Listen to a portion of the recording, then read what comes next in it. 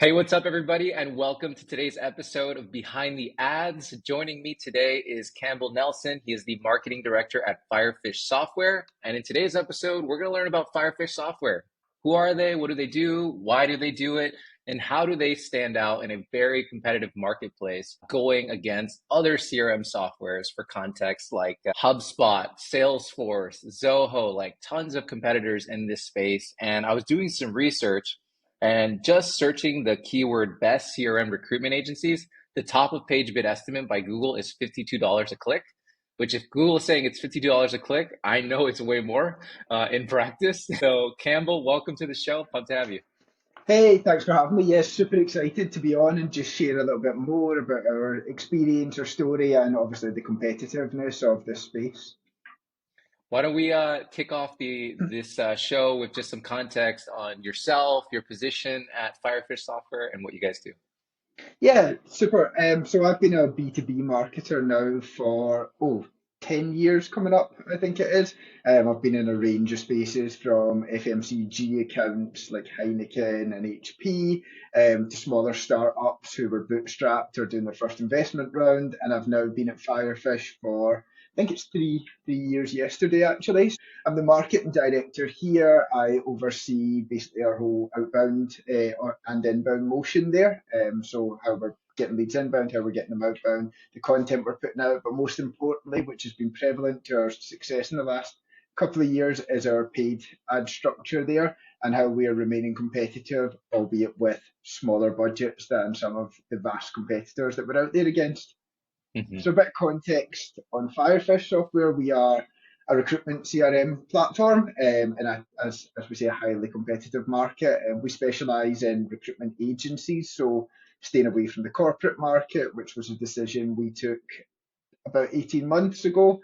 And we were a bootstrap company founded 14 years ago, done bootstrap growth for 12 years. And then last year, at the beginning of last year, we done our first private equity round. So we done a £4 million raise, with the aim that we would go and be a bit more competitive for some accelerated growth, which has really pumped a bit of cash reserves into our paid ad structure. That is so interesting. So you guys have been bootstrapped for a long time, A and long only time. recently you decided to take a round to grow even faster. Yeah, that's it. There was a bit of consolidation in our niche, so in the recruitment agency CRM space, there was I think two or three acquisitions, and we felt like strategically that opened up a gap that we could step into and fill the Mm. void pretty quickly over a sort of 3 to 5 year period. So we thought, let's go get some cash behind us and go and step in there. Yeah, 100%. So why don't you just walk us through a high level, Campbell, of what is your go-to-market function look like today at Firefish and your strategy? Yeah, absolutely. So we're split into two teams under the growth function or GTM function. We have our sales team who are all AEs and they're doing their own outbound as well as taking the inbound. And then we have the marketing function, which I'm responsible for. So marketing is split into verticals within the team.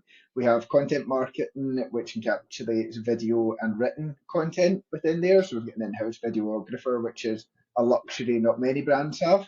We've got our customer marketing vertical, which obviously looks after customer, our product marketing vertical, which is super important in relation to our paid ad structure, and I'll come back and touch on that one.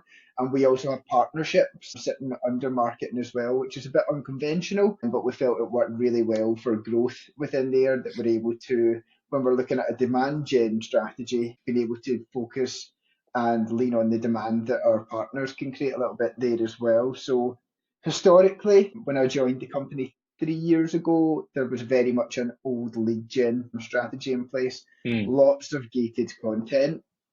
If I'm being honest, not super high value content behind the gates. I'm a big believer that the gate on any content serves one purpose, and it's to get contact information for the company who've put the gate there. Mm. The value the prospect gets is very limited in relation to the value the company gets from the gate, and I don't believe that's a scalable modern marketing practice.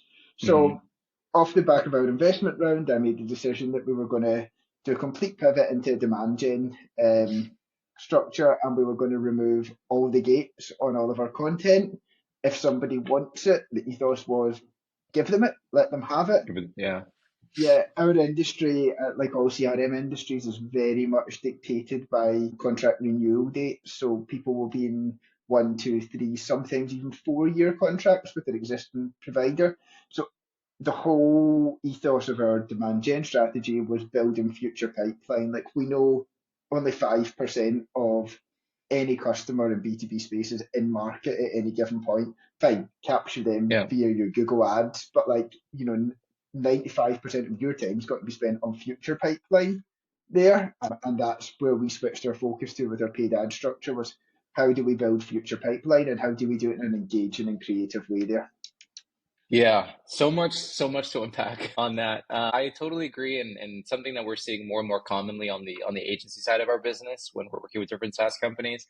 They started lead gen, and then they're making this approach towards more of this demand gen approach of like really focusing more on content consumption and building that brand affinity and trust with key accounts ahead of time. I totally agree with your thesis. One thing I always like to say is think of every lead that you get as like taking a loan out of the bank. And now that you've bought that lead or you've taken out that loan, you are starting to accrue interest on that loan or that lead.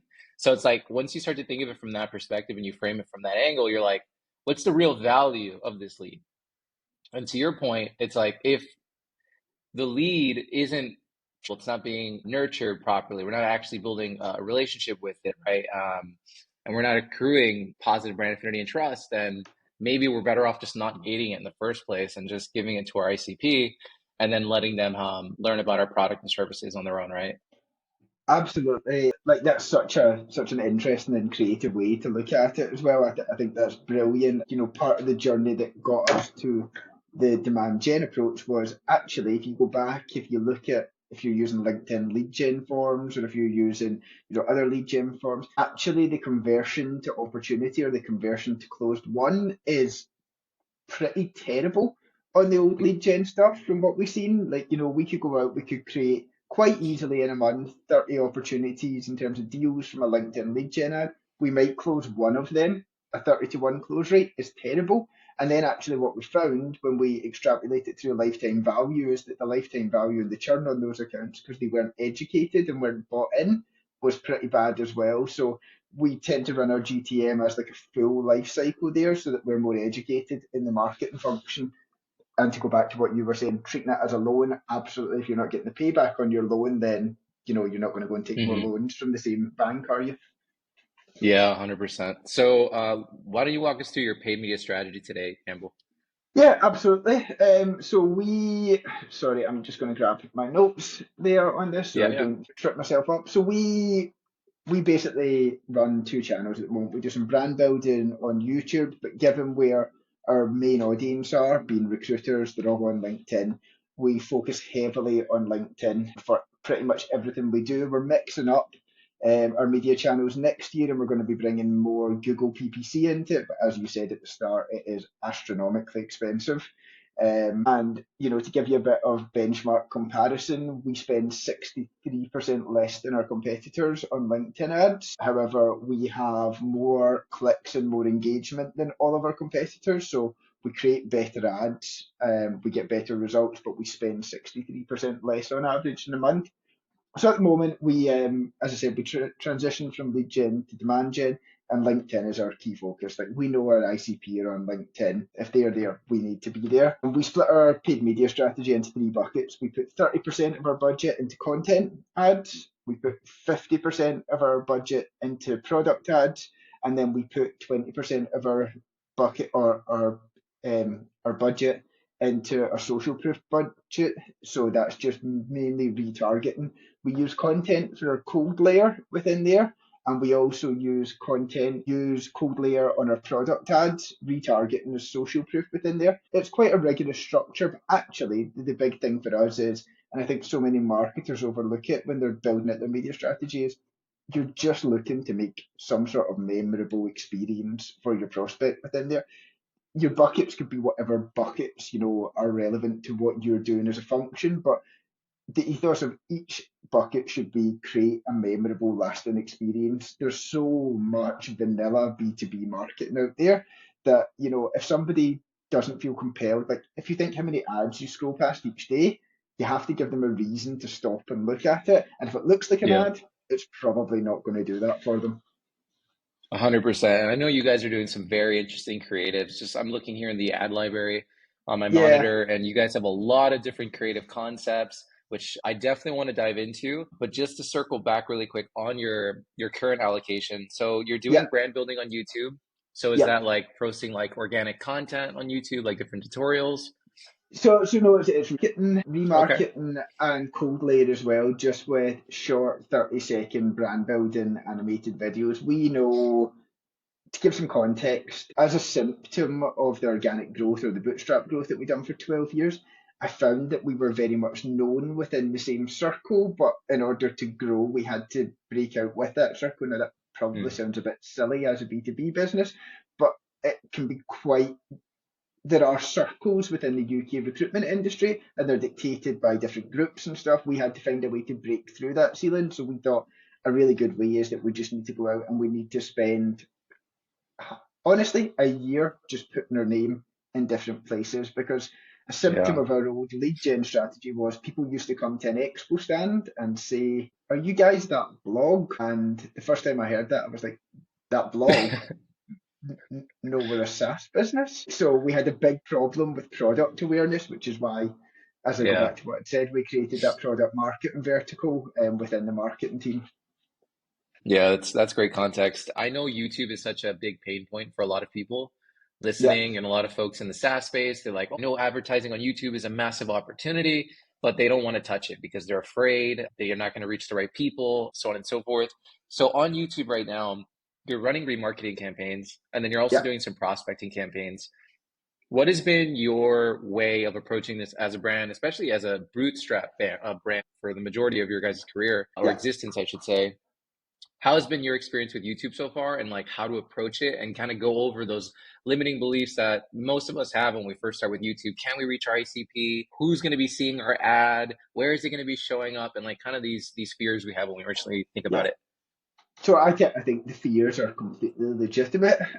They are fears and pain points that we have as well. It's been an experiment for us, an experiment that it goes back to the attribution thing, and we'll get to the attribution thing later on. Like, it's so difficult to measure attribution from something like YouTube, especially if you're looking at passing glances. Now, what we've done is we've dialed down quite hard, or as hard as we think we can be, on our ICP within there. So we're looking at Google search terms and pulling them into YouTube, etc., and focusing on that. We're doing a bunch of exclusion lists as well in terms of the channels that we want. We know, for example, someone in our ICP, a recruitment agency director, who's been on his iPad searching for recruitment CRM software, is going to give his son or daughter the iPad at night to go and watch YouTube. Like, we see it through that. So it's just a constant battle of exclusions and sort of age appropriate things that we're looking to do. Now, is it perfect? It's far from it by all accounts. But the main aim, and I was quite happy from a budget perspective to write off that as like, we're not going to quantify a revenue return on investment. We're going to quantify that as a future pipeline there. And if you're using an attribution solution like Dream Data or Hockey Stack or something like that, you're going to see the touch points through that journey when they Mm. do convert and come inbound. Yeah, that's awesome context. And thank you for that because I think that's going to give a lot of people confidence on starting with YouTube. So that, just to unpack that, like you can use Google search terms targeting on YouTube Yeah, ads. So Google owns YouTube. So they work hand in hand. So you can reach people. So this is like an incredible strategy. You're getting in front of people that are searching recruitment CRM on Google. And instead of paying $55 a click, supposedly it's probably much more, it's much more. you're you're getting in front of them, right, for a fraction of the cost on Yeah, YouTube ads, right, where you're only paying if somebody watches at least 30 seconds of your video, which is incredible.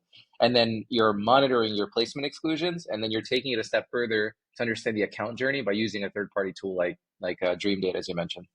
yeah, absolutely. And we've got, to be honest, I go back to the lead gen strategy. It served such a purpose from a bootstrap perspective because we have such a vast CRM of data there that we're actually able to attribute quite a lot of the account data back to views, etc. So we've built up, tens of thousands of UK recruitment agencies within our database. So we're actually quite good at being able to look at that journey. And I know that's a luxury a lot of people probably don't have.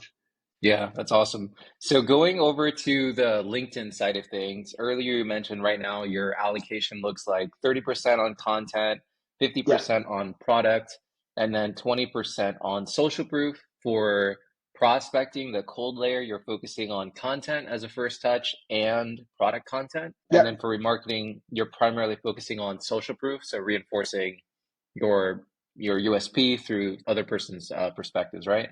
that's right. Awesome. I'm Yeah, curious to know, you have 50% on product and 30% on content. You kind of touched on it a little bit earlier, but I would love to understand your yeah. guys' thinking around the allocations. Yeah, so it's exactly the problem that I said we had. We became very well known or synonymous with putting out blog posts, which were the old Firefish. I very much look at it as the old Firefish and the new Firefish, and the job has been for the last 3 years, by all accounts, is to elevate the brand and the product awareness because there wasn't that. Like people would come, they would read the blog, they would leave the blog, and then they would come back and be like, "Oh, I'll read another blog," but they would never go and explore the product or find out about the product. Now, a big part of that, if we look at our content strategy, which is over here, and we won't delve too deep into that, is that there was no strategic narrative set around content and how it linked to our value proposition.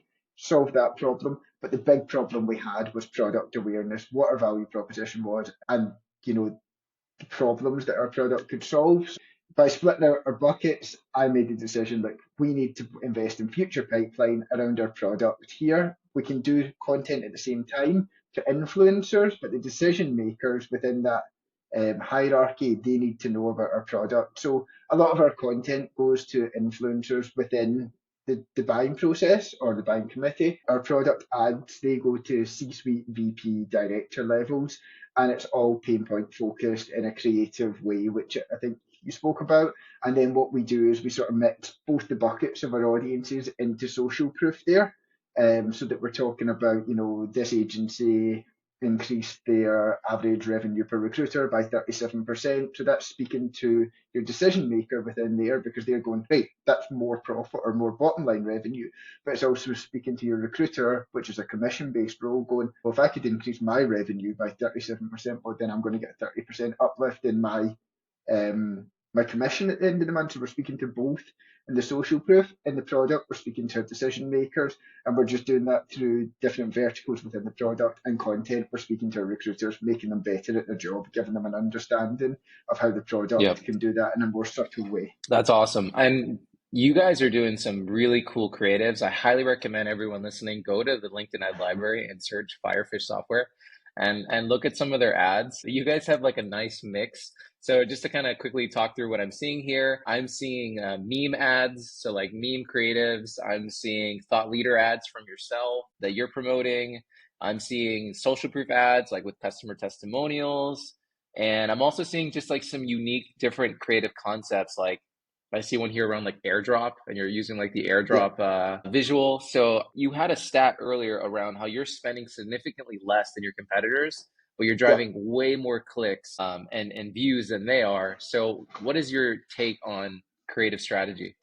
Yeah, so I'll give you that stat there. I've just got it there. So we spend on average 63% less per month than our competitors. Now, we have to spend less. Yes, we done a private equity round, but we are fighting against, $100 million revenue companies here who have, by all accounts, 1,000 members of staff, 2,000 members of staff. We have 65 members of staff, so it's David and Goliath here. We have to be better, and part of the ethos of the marketing team here is like, if one of our competitors would do it, we probably don't want to do it because it's not the best pound for pound return we're going to get on it, and that's the way we look at it. If I won't name our competitors, but if one of these big ones in our arena done it, we probably don't want to do it. And we don't tend to look at our competitors for inspiration either for this stuff. I believe it's far better as a marketer to look horizontally rather than vertically. Go and look in other industries. What are other people doing? What's more creative in other industries? Because if you look at your competitors, you're just going to copy and change it up a bit. So the stat there is we spend 63% less. However, we come in 34% below the cost per click benchmark. So our cost per clicks are much lower. And we come in 211% above the engagement benchmark for our competitors. So we have far more engagement, and that is data that came from our LinkedIn account manager. He done an audit of us versus our top 5 competitors for our target areas. So, yeah, basically to go back to your question in a long-winded way, the creative has been like a lifesaver for us. What we done is we looked at the industry, and there's a meme page on LinkedIn called the Recruiter Life, and it is the best performing piece of content within our industry. Like the clicks and engagement on that page are huge. It's gone from zero to I think 100,000 organic followers in like 24 months. Um, yeah, it's crazy. So we looked at Crazy. that module and thought, okay, all they're doing is posting memes every day. Like the threshold for like quality B2B content is pretty low, but actually what people like to consume here is light-hearted. They like a problem to be presented in a creative way. So we went off, we done a bunch of brainstorming. We looked at, as I say, looked horizontally rather than vertically and said, what are others doing? How can we maybe lean on a bit of that? And we came in, and basically what we do is we just, if anybody comes up with an ad idea, they sketch it up, it goes into the Teams channel, and we all sort of feedback on it there. It's been great. So what we've done is we've back up in our product into 4 verticals or 4 USPs within it, and then we come back down on those and say, how do we articulate that problem or that solution in a creative way? Is it a cartoon? Is it, a mock of something that doesn't belong on the platform? You take the airdrop, for example, that doesn't belong on the platform on LinkedIn. It catches people's eye. Another hugely successful campaign for us was sensitive content type. So if you're scrolling Instagram and you look at something that you potentially shouldn't be looking at, you'll get the sensitive content warning. We launched a playbook or a 4-part series out there, and we just changed the wording to be specific to our business, like sensitive content leads to increased revenue per recruiter clicked to unlock or click to see why. And the click rate was huge. I mean, for LinkedIn, we were talking 3 to 5% on a B2B ad Wow. on that stuff. Now, what we were seeing is then tracking the journey on the other side, and the consumption was great because it wasn't just to one landing page. We pushed them to one landing page, almost like, I don't want to say it, but like ClickFunnels would have done in your D2C stuff. We then branched them off into our content platform, which had 4 different modules. So we were watching the journey come through, and our conversion into content was great within there. So we found that just taking ads that break the mold of ads. It's not our product does this or this does this. That's for retargeting. We'll do that. We'll sell you the value when we mix our audiences. What we need to do is just create memorable, lasting experiences with our ads. Mm. And what's been really refreshing to see is like our peers. I know Kieran from Pager put me in contact with you. Like they comment on it. We've had other people sharing the ad creative. We've had customers, non-customers sharing like this is so creative. We've had some of the best engagement in the last 12 months, and it's just been really refreshing and validated their assumptions that actually people get advertised to all day, every day. They're pretty sick of Hmm. normal ads. Like if you want to stand out, and you don't have the same depths in your pocket as your competitors do, you need to find a creative way to do it. And it's not that difficult. We're not the most creative people in the world. It's just taking small ideas, making changes, finding what works, and then rolling multiple ad formats out there. That's awesome. I love the way to, just for everyone listening, you're not losing sight of what matters. So you're using meme ads, but you mentioned you're mapping it back to a specific value prop. Yeah, So I think that's something that so many people miss. And in my experience working with different SaaS companies, they'll go this ungated approach and they'll start to run this playbook and they're like, okay, we're going to really focus on content consumption. We want to really focus on exposing as many accounts as we can, etc. And then they get really good at giving away content, but they don't get very good at creating a connection between the content that they're giving and what it is they actually do and the problems they solve. Yeah, So even with you guys, just studying your ads and seeing your offers in the mix, like everything kind of has this dotted line back to what you're doing, which I know you touched on it earlier. It's like that was like one of the big mistakes that you guys made, right? It's like yeah, you got really good at creating content, but there was no connection back to your product. So even with your memes, like you're you're taking advantage of something that you already know works from like that page that you're following, and you're getting yeah, inspiration from that, and then you're drawing it and connecting it to what you actually do. So now ideally you elicited like an emotional response, you got somebody to laugh, ideally you made some positive connection and they related with the pain point that you have, and then hopefully they can kind of click through and they go down the spider web, if you will. yeah, um yeah, I think that's yeah. such a big point because everyone misses That's that. that's the nail on the head. It's just being able to go back up to your value proposition and make sure that you're articulating some value of your product or service in a creative way. If that's on the landing page, fine. I think another big part of the landing pages that we found when we were doing the product stuff is like, don't sell. Like, you're not trying to sell features at that point. You're not ramming features down somebody's throat as soon as they hit your landing page. Present a problem, talk through the problem, and then just subtly see how you're going to solve that or how you could solve that chat without being feature specific. A trap that I find a lot of marketers get into in the demand gen thing is like, we have this feature and it does this. Like, that's fine, but like, everyone's got that feature. Like, tell me about the problem I've got. Show me that you as a company understand my company and the problems that I face, and we then use a lot of our content to feed into that product market. And we do annual surveys, we do annual reports, we know the trends, we feed it back in. These are the challenges they're going to have. We build ad content off of the challenges or the strategies that are going to be in place for the year ahead. We then use that to inform our product landing pages to go, hey, like for example, we know that there's a job shortage out there for recruitment agencies at the moment. You're struggling to do business development, you know, these agencies have done this or this or this, and these are the outputs Hmm. that you get from it, rather than just being like, hey, you could actually do business development in our platform. There's no incentive to move there. And realistically, they're out of market. They're not going to buy just now. We need Hmm. them to come back in 12 to 18 months and buy. Yeah. What are your thoughts? Because I know a lot of people listening. We live in this constant world of today's quarter and like what we need to generate now in terms of demo volume and ops and so on and so forth, and then what's going to come in the future. How are you kind of handling that juggling act of like immediate demand versus future demand? Oh man, it's painful. It's always painful. Yeah, I think to give some context on it, we get to a place where there's obviously in any demand function, you've got demand capture and demand gen within there, and you're always trying to balance the scales, right? And say, what do we need to put our OKRs in, or a strategic focus in? And to give some context, last quarter, so during the summer and summer months, we know our industry is pretty quiet. So our all the recruiters on holiday, nobody's really moving jobs in the summer, if truth be told. So our OKR focus as a function then was, okay, let's put our most of our budget into demand gen. Let's do future pipeline while we know it's quieter. While our targets for inbound are lower, we focus on future pipeline. Now that we're in Q4, we know our targets are back up.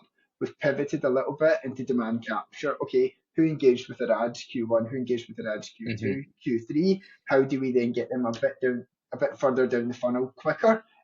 And I'm happy to say it's paying off this quarter. It was a bit of a gamble. Then Q1, we Hmm. know things are pretty busy, so we go to a 50-50 split there in terms of capture and gen. So it's been able to almost flex up and down in your OKR structure, and OKRs have been a godsend for us in terms of being able to put this out, flex up and down on your strategy and say future pipeline now or now pipeline just now, which one is a Hmm. priority for the quarter here, and you just move your function accordingly into projects and OKRs to suit your goal. I love that. Yeah, I love that. And one thing I wanted to touch on really quickly is around content velocity. Like, for example, when I'm looking at your guys' current strategy, I notice a lot of the content ads are pointing towards the same asset. So like the driving towards the playbooks and like the course that Yeah, you have. So I'm curious your guys' experience because a lot of folks that they want to get into demand gen and like kind of focusing on content consumption and like the ungated playbook, content is always the constraint, right? Like how much content is enough? How do you think about it? So I'm curious your guys' experience kind of going through that journey. Yeah, so to give context, old content strategy, lead gen focused, used to be like one gated ebook or white paper per month and between 8 to 12 blog articles per month. Wasn't really doing it for me, and they had a very short lifespan. I believe content that should have a short lifespan should be your organic social content. Like that should be short videos, almost throwaway. It's got a 4 week lifespan. You need something else for relevance on that. The content that we create for our ads and our written content, the strategy coming into 2024 was we need to create more evergreen content that can be updated as things progress. So really we create things that are not a moment in time unless it's an annual report or an industry trend report, and we do lots of that for our thought leadership buckets, and we put them out monthly, 6 monthly and annually for different reports, and Hmm. they're great, they serve a great purpose. But our actual written content in terms of playbooks or guides, it's evergreen stuff that we know we can go back and update. So if it's the profitable agency playbook in terms of that split into 4 modules like automation, AI, reporting analytics, recruiter engagement, and enriching and engaging your database, we know that as our product evolves, we can go back and update it. As the market evolves, we can go back and update it. So we build lots of small pieces of content that contribute to a big piece of content that becomes an evergreen piece that then you can go back and edit the small pieces of content where they're maybe not so relevant anymore. And that really gives you, when you've got lots of small pieces that create a big piece, you've then maybe got like 30 opportunities to market the same bit of content or parts of the same bit. And we very much now, I'm glad to say, operate like a media company rather than like a B2B content marketing function where we take a small bit of content and go, okay, well, that's actually 2 YouTube shorts, it's a LinkedIn video, it's a written article, and it's 5 ads. And that's just one bit of content. When you extrapolate that over maybe, 5 bits of content, you suddenly are overwhelmed with the amount of content that you have at your disposal from one idea. That's awesome. Yeah. I I hope everyone took that away because that's such a big blocker for a lot of folks. And the fact that you're really just going all in on thinking about these epic evergreen pieces of content that you create, it goes back to like making a memorable experience because It now does. it is good enough where you are actually going to create affinity and trust, and that will hopefully connect the dot to your product, which will then lead to future conversations. And that's it. If you look at something like a multi-series playbook or something, they might not have that problem now, but if you've created a memorable experience of that content and in 6 months' time they go, God, actually, I can't get the analytics and reporting right in my agency. Firefish had a playbook and one of the modules was on analytics and reporting. That's where your evergreen really comes to power because they go back and they revisit that content to solve the challenge that they have then that they may not have had when they first consumed the ad, but it was a memorable ad and they're coming back to it Hmm. now. Yep. Campbell, this has been incredible. To close out this episode today, I just want to ask you one last question, which is if you could look back, you guys have gone through the ups and downs. You've been bootstrapped for a long time now. For the most part, you still are bootstrapped, right? Like you just raised like one Yeah, round, but you're still operating with the same mindset. What have been your top five learnings building your program so far to this date? And if you can like go yeah. back and be like, guys, don't do that, like what would that be? I mean, I think it's an interesting one. There's nothing I would go back and say, don't do that, right? I actually think mistakes are great because that's how we learn as marketers. Like, the more mistakes you make, the better because you only make that mistake once. You might make a variation of the mistake the next time, but like, go through the pain, make the mistakes. Like, we put some terrible content, some terrible ads out, and they flopped, and we learned that's not right. It wasn't mature enough. It wasn't the right message. So, big lesson would be like, actually, go and make the mistakes on your own, like learn from it. I think another thing that we got right was nailing down our value proposition. But actually, in the early days, we didn't do that. We didn't have an awareness of our value proposition. It wasn't echoed throughout the company. It certainly wasn't lived by through the marketing function. So I would say if we could have done that earlier, it would probably have served us more purpose. The memorable experience thing is like huge. Like we used to run vanilla B2B ads, like many companies fall into the trap of click here and you'll get this bit of content. Click here to watch a video about how we sell recruitment agency websites. Like I would have, and I kind of get annoyed at myself for not mixing up the creative far earlier. Like it was such an obvious thing to do, and that's one of the big things that I regret not doing earlier. Attribution, always going to be a challenge.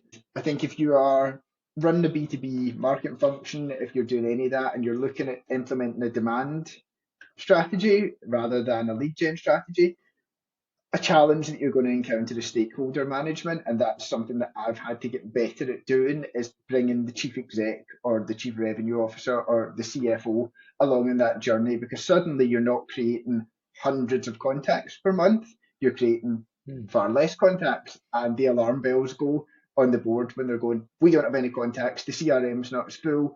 It's about bringing that journey along. Attribution will always be a challenge. If you can find a way to show touch points, you will get much better buy-in. And that's a journey that I had to learn as a first-time marketing director.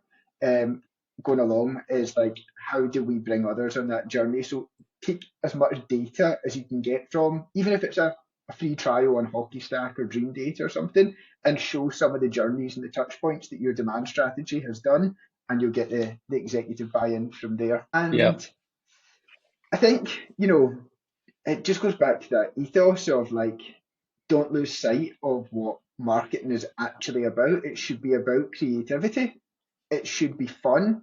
Like, that's what marketing is. If marketing's not fun, if it doesn't excite you, you're probably either not in the right industry or in the right job. That's a good reminder for sure. I think it's so easy to get, especially in B2B, we kind of suck the life out of the creativity side of things, and we're over analytical, and But we it's kind of just, forget that piece to play with it. it, it's the same people that we're marketing to. It's just they're at work. Like, if you were in a D2C brand and you were marketing to somebody, it's the same person. It's just you're marketing to them between the hours of 9 to 5 rather than between 5 to 9 at night. But for some reason, B2B marketers completely change that round and Mm. overcomplicate it. Yeah, that's 100% true.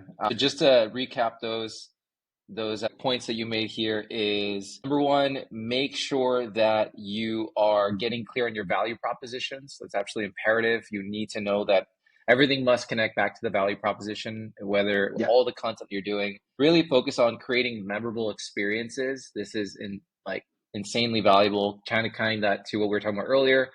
Content you produce, being much more intentional about the content you produce. So like even if you produce fewer pieces of content, but they're much more memorable, they're much more comprehensive, they're much more evergreen, and then you can build off that, that's going to be far better than having dozens of standalone assets that they won't live past 48 hours. Number four was to focus on attribution and like bringing your stakeholders along that journey, so that way they can understand the value of these different touch points and like why you are not acquiring leads, but the idea is, hey, we're not getting as many leads, but we're going to get more quality leads, and the conversion yeah, rates are actually going to be higher, and when it's all said and done, we're going to be in a much better place for a fraction of the cost than the other approach, right? And one of the things I'll just add on that, because we have like a ton of experience on the attribution side of things, is depending on your organization's level of faith, the amount of data you'll have to show those stakeholders will vary, right? If yeah, they already kind of understand it, they fundamentally they get it. It's a philosophical shift, truly, like when you make this change. yeah. So if they have zero trust, for sure, a third party attribution tool is very helpful. Outside of that, another thing that's really helpful is taking screenshots of people reacting to your ads and the comments that they're leaving. All of that is like really good qualitative feedback for them to kind of get that buy-in. The second one is like self-reported attribution, having a free text field on your forms. How do people hear about you? They can start to reference these pieces of content you're promoting more. That's an additional signal that what you're doing is working. And then in addition to that, setting up micro conversion events on your ads is very helpful. So for example, like if you are promoting a blog post as an example, instead of just tracking the amount of landing page clicks to the post and calling it a day, set up micro conversion events for leading signals of consumption. So for a blog post, that might look like somebody that scrolled 75% of the way through and stayed for at least a minute. That's an example of like an engaged visit, which is a much stronger quantitative signal that you can then use to optimize your ads and then understand, hey, is this thing working? Is it not? And then hopefully it's a good proxy metric that will eventually connect to what you guys care about, which is more demos and pipeline. And then lastly, which I love this point, is don't lose sight of what marketing is, and it should be fun, and to make it a creative and fun process. And I love too that you touched on earlier, Campbell, like embrace mistakes. Like I wouldn't regret like not making those mistakes. I Yeah, would do them again because it's part of the process.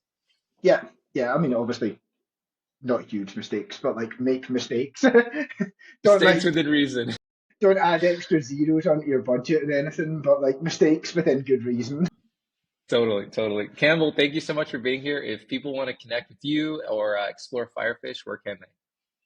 Yep, so you'll get us on firefishsoftware.com, and if not, you can get us just over on LinkedIn. I'm under Campbell Nelson or Firefish Software on LinkedIn. Awesome. Thank you so much for being here. And everyone, if you guys want to dive deeper into Firefish, we'll have all their links in the description down below.